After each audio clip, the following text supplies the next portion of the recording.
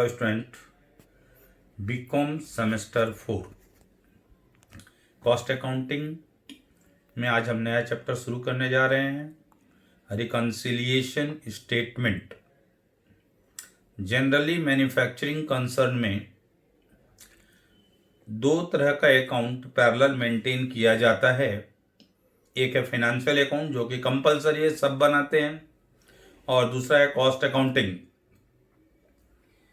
दोनों parallel maintain होता है। दोनों ही बुक में, दोनों ही सेट ऑफ बुक में सभी ट्रांजैक्शंस को रिकॉर्ड किया जाता है, और दोनों ही सेट ऑफ बुक में ईयर एंड में प्रॉफिट कैलकुलेट किया जाता है। जनरली ये पाया जाता है कि कॉस्ट बुक के प्रॉफिट और फाइनेंशियल बुक के प्रॉफिट दोनों में डिफरेंसेस मिल ही जाता है। अक्सर दोनों में डिफरेंस मिल जाता है।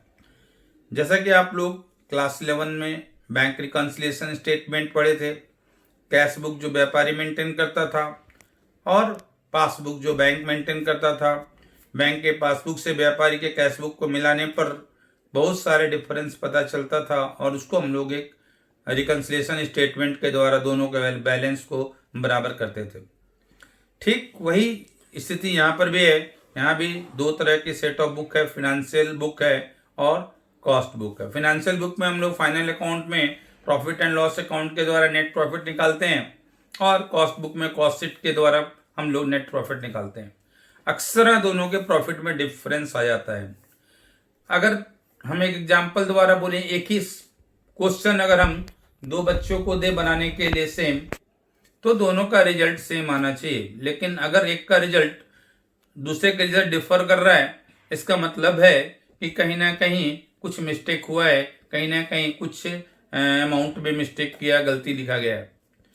तो दोनों को मिलाने के लिए हम लोगों को फिर रिकंसिलिएशन करना पड़ता है।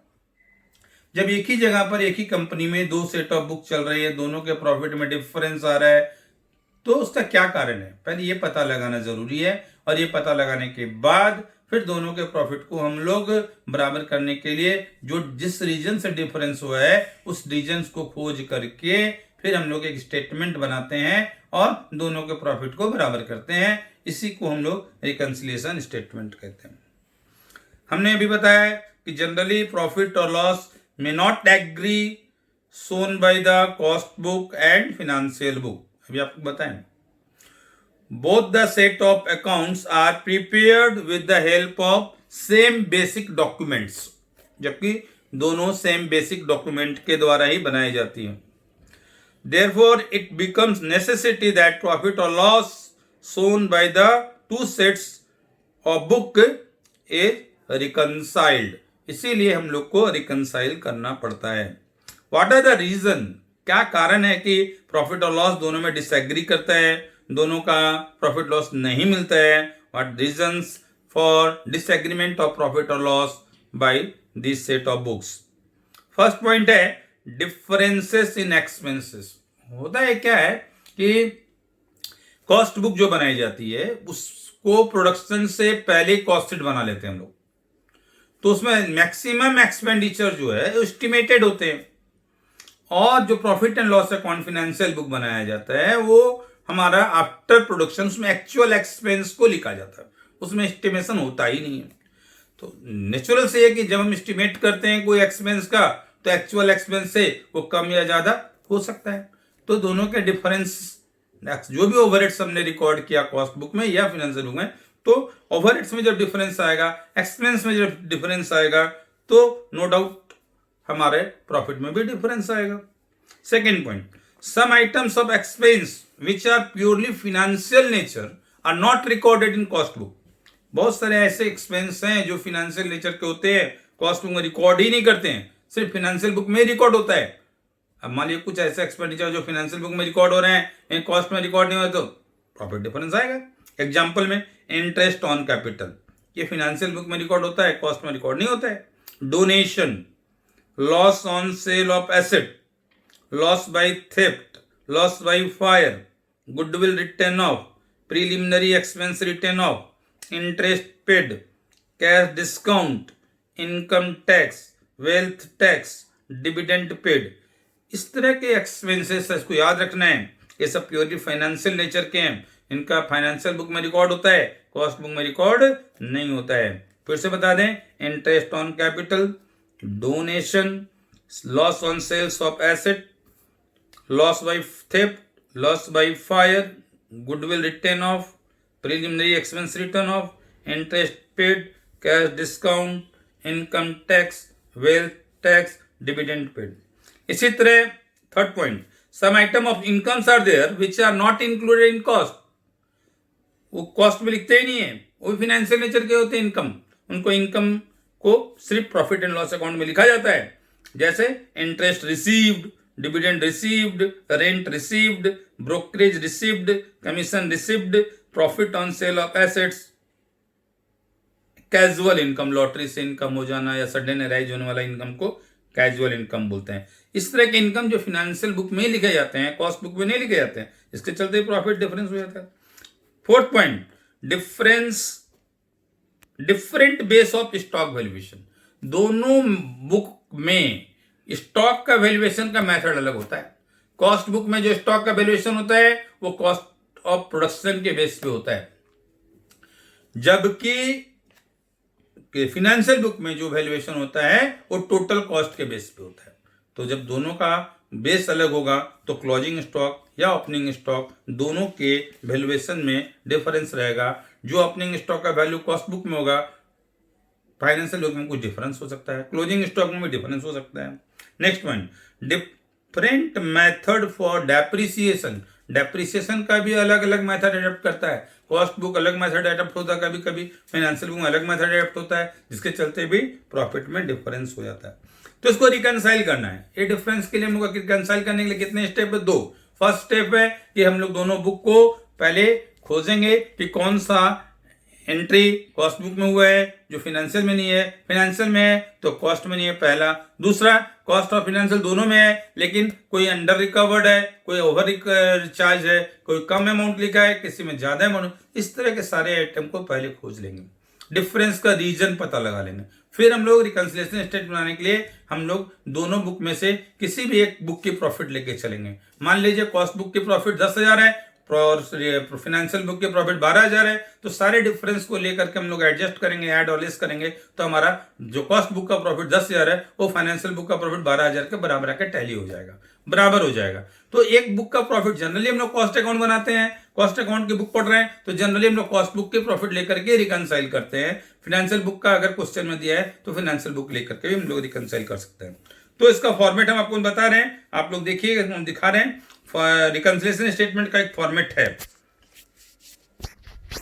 फॉर्मेट में रिकंसिलिएशन स्टेटमेंट में 3 कॉलम्स हमने बनाए हैं। पार्टिकुलर्स, पहला कॉलम है ऐड का, दूसरा कॉलम है लेस का।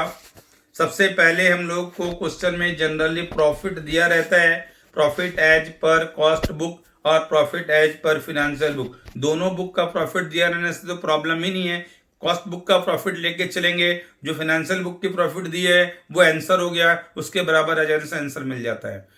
लेकिन क्वेश्चन में सिर्फ कॉस्ट बुक का अगर प्रॉफिट दिया है या फाइनेंशियल बुक का प्रॉफिट दिया है तो हमारा जो आंसर आता है वो दूसरे बुक के बराबर होता है। फिलहाल हम ये मान के चल रहे हैं कि profit as per cost book दिया है, प्रॉफिट दिया रहने से उसके अमाउंट को ऐड वाले कॉलम में लिखना है। कभी कभी ऐसा भी होता है loss as per cost book दिया रहता है, loss as per cost book दिया रहने पर उसको ऐड वाले कॉलम में नहीं लिखकर लेस वाले कॉलम में लिखेंगे। हमने बताया जो डिफरेंस होने के जो रीजन है, सबसे पहला रीजन है कि एक्सपेंस या तो ज्यादा लिखा होगा कॉस्ट बुक में या तो एक्सपेंस कम लिखा होगा कॉस्ट बुक। कॉस्ट बुक से मिलान करना है, कॉस्ट बुक के बारे में सोचना है कि कॉस्ट बुक में एक्सपेंस फाइनेंशियल बुक के कंपेयर से ज्यादा लिखा हुआ है या कम लिखा है। अगर कॉस्ट बुक में कोई भी एक्सपेंस ओवर चार्ज है तो उसमें देखिए हमने फॉर्मेट में लिखा है कोई भी एक्सपेंस ओवर चार्ज होगा कॉस्ट बुक में ऐड करना। ओवर चार्ज माने ज्यादा लिखा होगा तब।